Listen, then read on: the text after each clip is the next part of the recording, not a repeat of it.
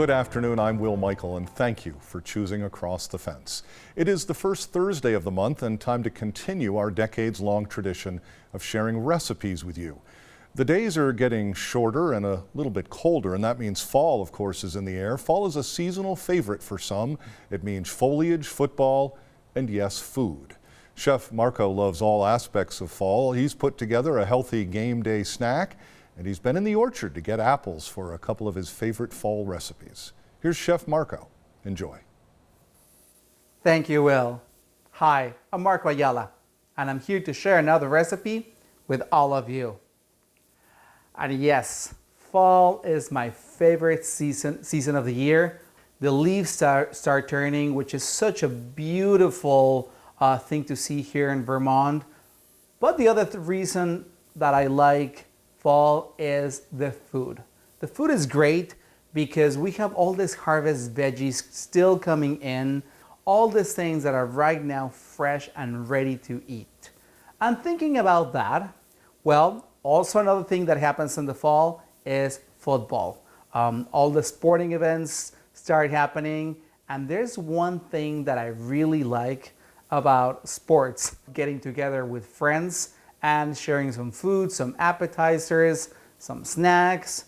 And that's how I came up with the idea to make something that's somewhat better for you, but it's still good enough to share with all of your friends on game night.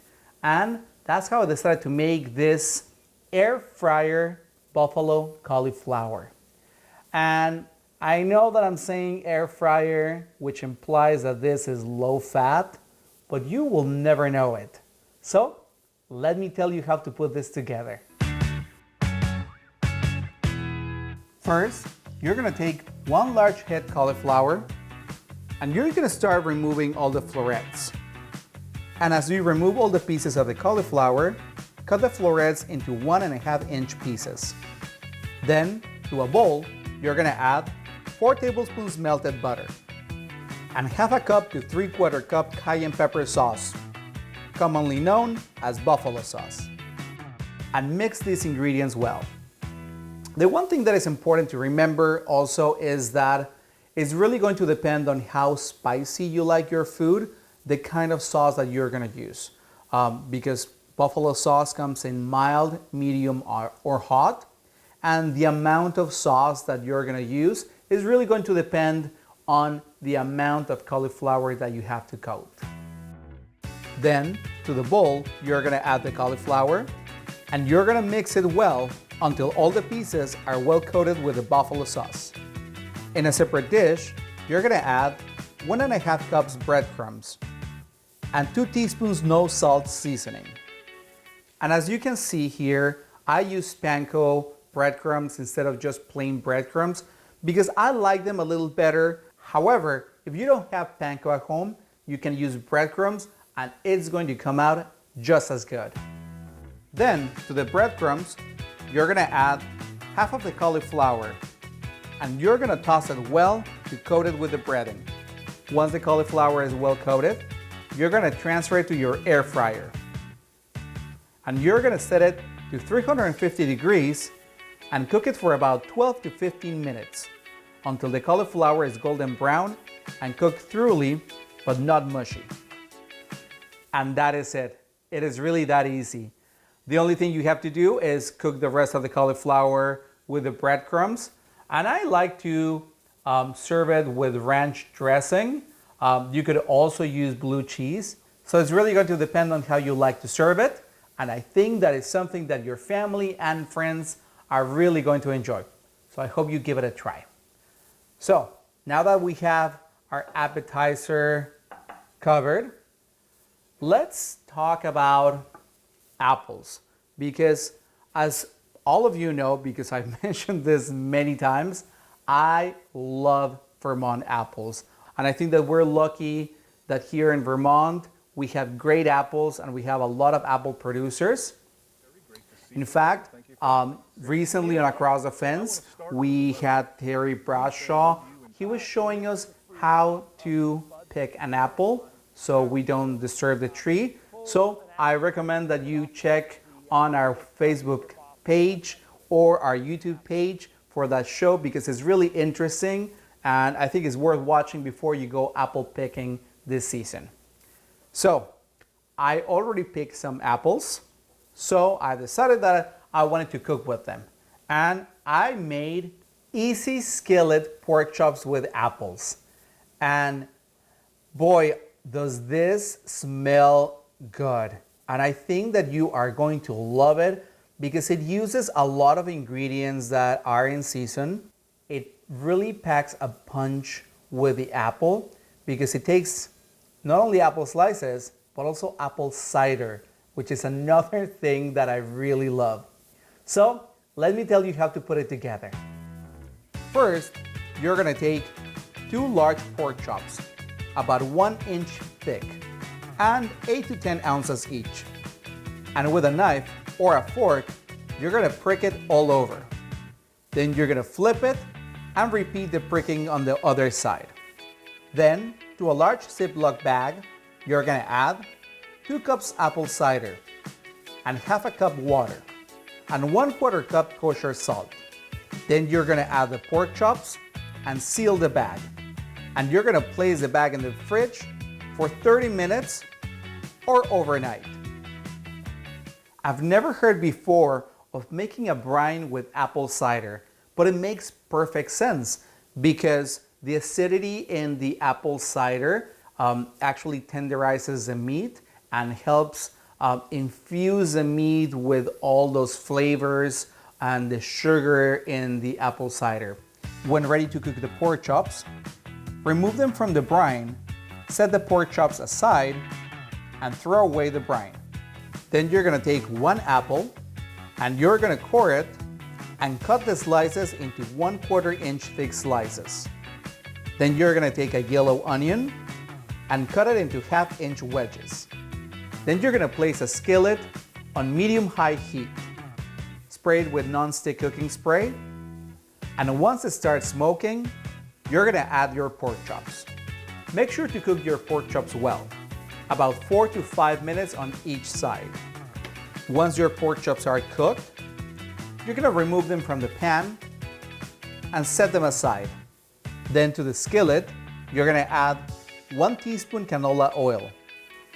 You're gonna add the onion, 4 cloves garlic, and 4 sprigs fresh thyme. And then cook it until the onions are translucent. Add your apples and 1/2 cup apple cider. And bring the pork chops back onto the skillet. Cook it until the apples are cooked through and the juices have thickened. And aside from the fact that you have to let it marinate, cooking it is actually very easy and very fast. You can have the dinner ready in about half an hour. So it's great for any day of the week.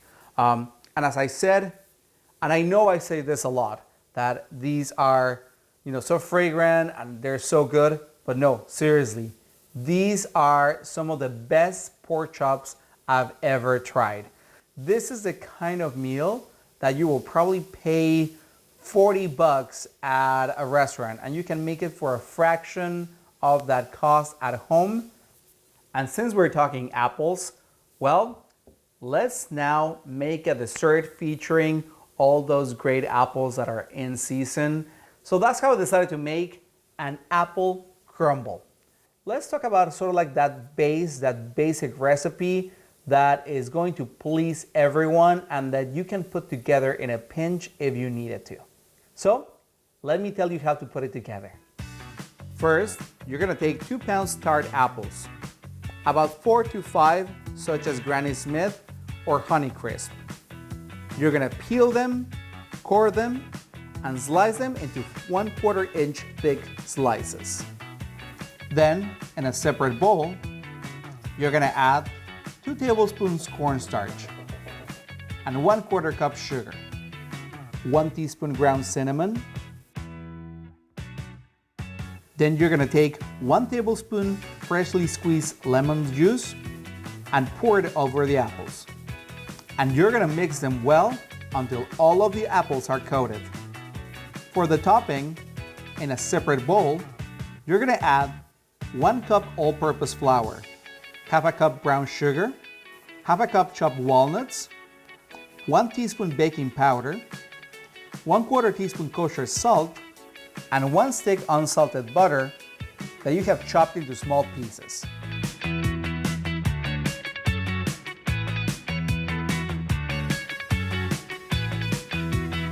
Then you're going to prepare an 8x8 baking dish by spraying it with non-stick cooking spray. Add the apples and spread them into an even layer. Then you're going to scatter the crumble topping evenly over the fruit mixture, making sure that those large clumps are intact. Then you're going to bake it at 375 degrees for 30 to 35 minutes until the juices are bubbling and the topping is golden brown. And this is your basic crumble recipe. As I always say, make sure to make all these recipes your own. It looks so good. It's, I wish you could smell it. It's very fragrant with cinnamon. We cannot not use a little bit of maple syrup to finish it off. So look at that. A little bit of maple syrup on top and it's ready to serve. And I always like encouraging people to shop local and support your local farmers. And on that note, I also want to encourage you to connect with Across the Fence on social media. So follow us on Twitter, like our Facebook page, and subscribe to our YouTube channel so you can get all the updates for Across the Fence right on your phone or your computer.